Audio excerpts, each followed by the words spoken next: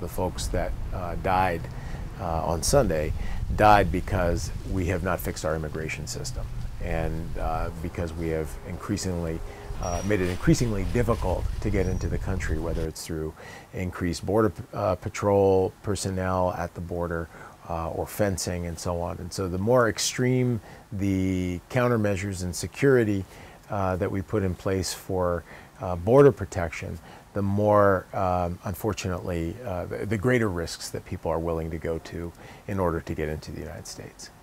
One of the unintended consequences or unexpected consequences of beefing up our border security is that we've beefed up organized crime at the border.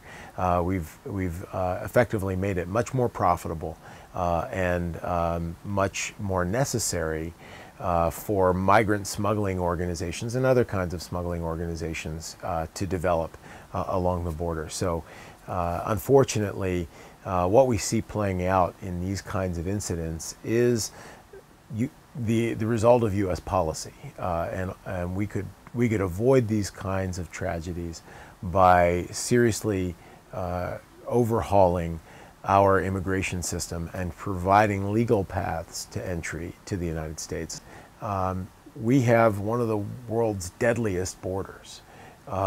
We've seen in the last 20 years thousands of people die coming into the country because they put themselves into these very dangerous conditions. And the first thing that we can do is really work at trying to revamp our immigration system to make it possible for people who want to work here to come here legally if there's a job for them.